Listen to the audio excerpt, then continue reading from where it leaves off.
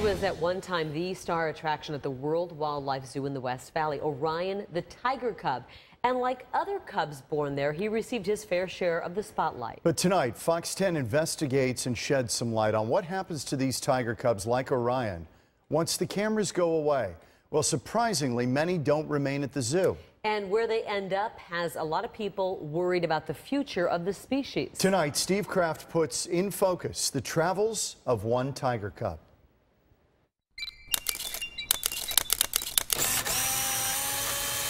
It takes about two and a half years for them to reach maturity. This is a story about Orion, cute enough to make 3 appearances on Fox 10 Arizona Mornings. He's already 20 pounds, and he's fully clawed and toothed and strong. The first time I ever saw Orion was on Fox 10 Arizona Mornings. This is also a story about someone who stood up for Orion.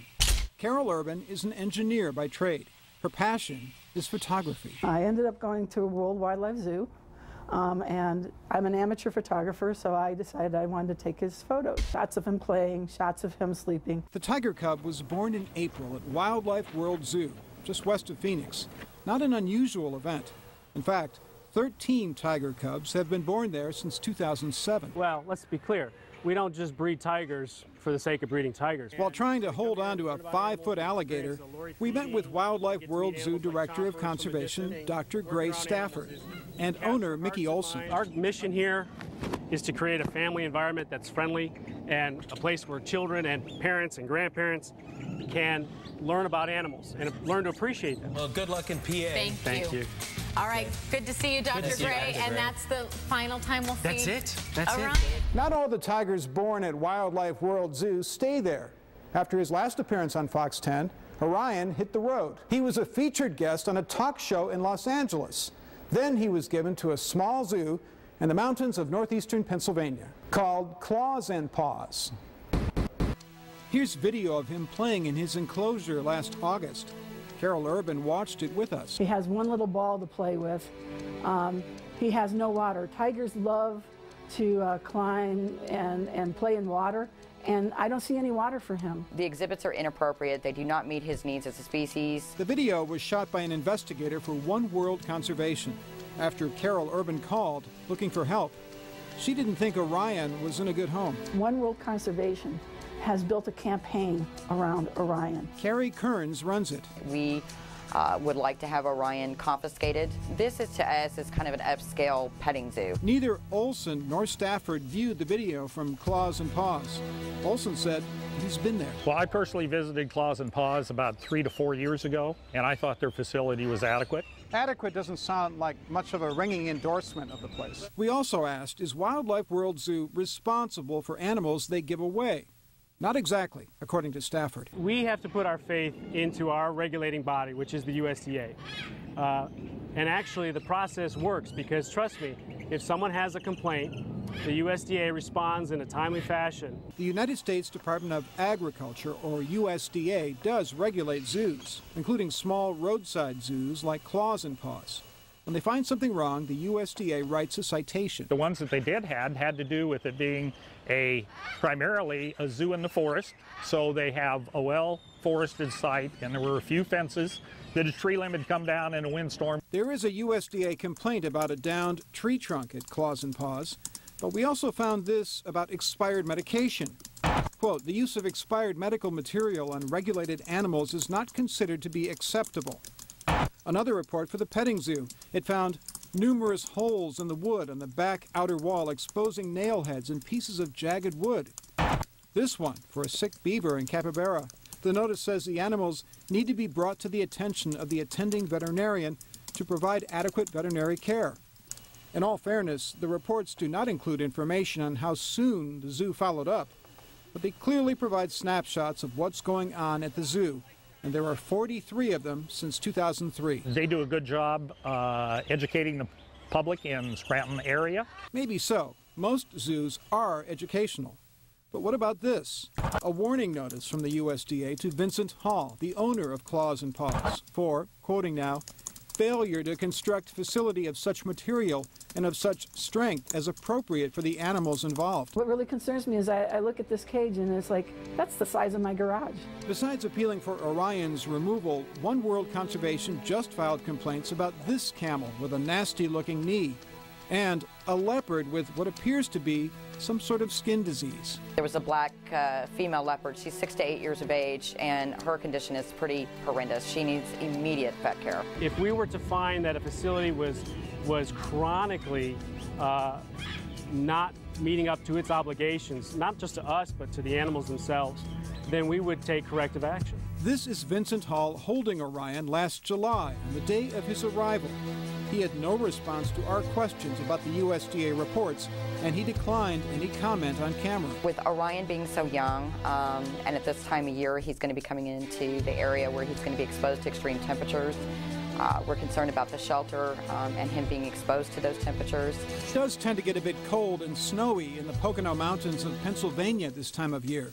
Because of that, Claws and Paws is now closed, but the animals are still there.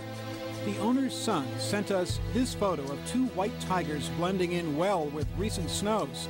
He said off camera that his tigers enjoy the snowfall, and these tigers, now adults, were also donated by Wildlife World Zoo as cubs. The zoo says they're doing just fine. The shelter is in the background. And that their staff is fully trained to make sure night house heaters work. Orion has no one to speak for him. And for some reason, Orion chose me.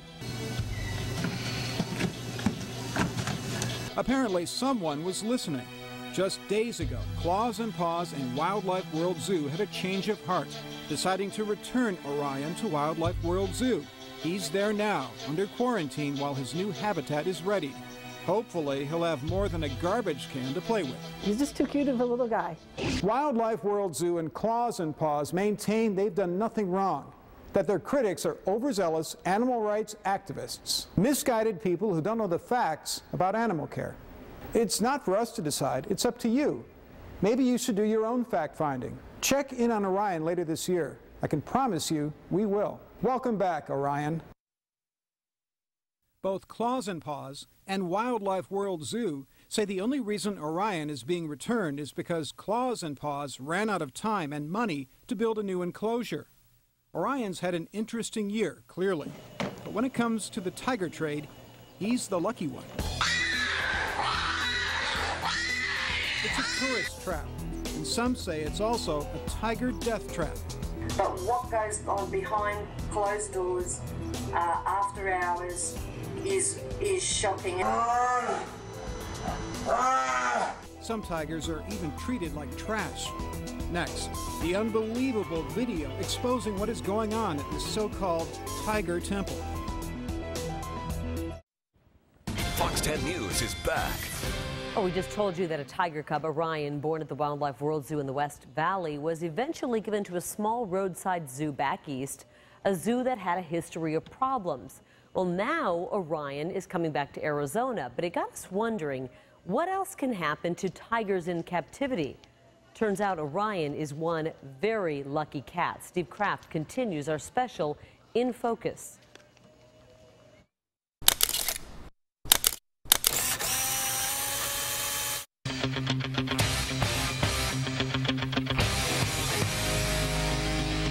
He was the star of Fox 10 News Arizona Morning 3 times.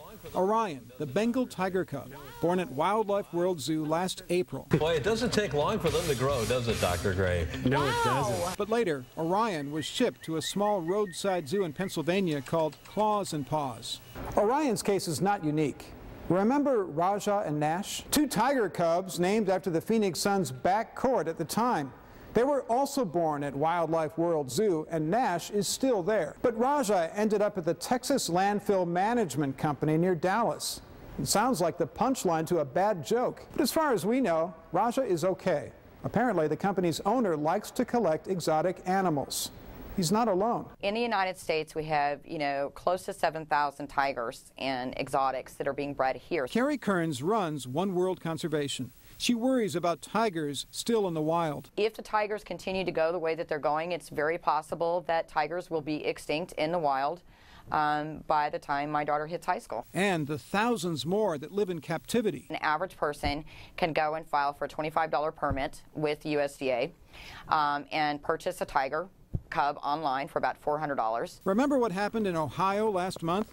An exotic animal collector released his animals before killing himself. Several tigers and lions were gunned down by police. We have many, many more tigers in captivity in the United States than exist in the wild around the entire world. Adam Roberts is a conservationist with Born Free. We don't really know what happens to the animals. Estimates of captive tigers in the U.S. vary wildly. One study counted only USDA licensed cats. It came up with less than 2,000. Other studies have put the number closer to 10,000, reporting more tigers in Texas than exist in the wild. Some are impossible to count, like Smuggler, now in an animal sanctuary called In Sync Exotics.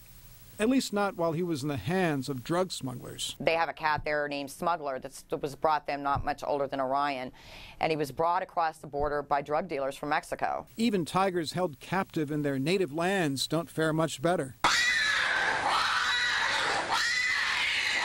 This is the Tiger Temple in Indonesia, a tiger factory where cubs are held in small cages. Conservationists have been trying to shut it down for years. About 2007, I was over there and I did undercover investigative work. One World conservation investigator, Sybil Foxcroft, recorded this video, and she spoke to us from Australia via Skype. A big part of it is providing education to the public. The Tiger Temple is a tourist trap where people can see tigers up close. Some allege the animals are drugged first.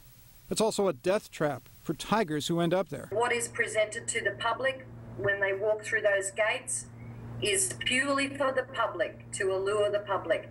But what goes on behind closed doors, after hours, is shocking. The abuse is just incredibly horrific.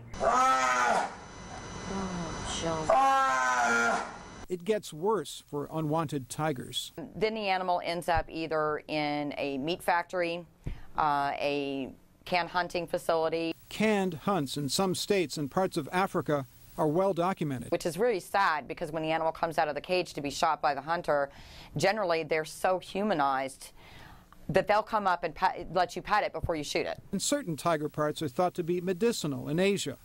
Up to $10,000 can be earned on the black market for a tiger's body. I have no doubt that the wildlife trade is being conducted inside the United States. How do you stop such blatant animal abuse? We increase the laws so that if you're abusing, neglecting, trading, killing an endangered species, you go to prison. In the wild, tigers need more than the law to keep them safe. They need a miracle. In captivity, they need the law to protect them from us. Steve Kraft, Fox 10 News. Now, Sybil Foxcroft says there are an estimated 3,200 tigers left in the wild, and due to human encroachment, their range from India to Southeast Asia is shrinking each day. To visit her website and for links to the zoos and conservation groups that we talked to, go to myfoxphoenix.com.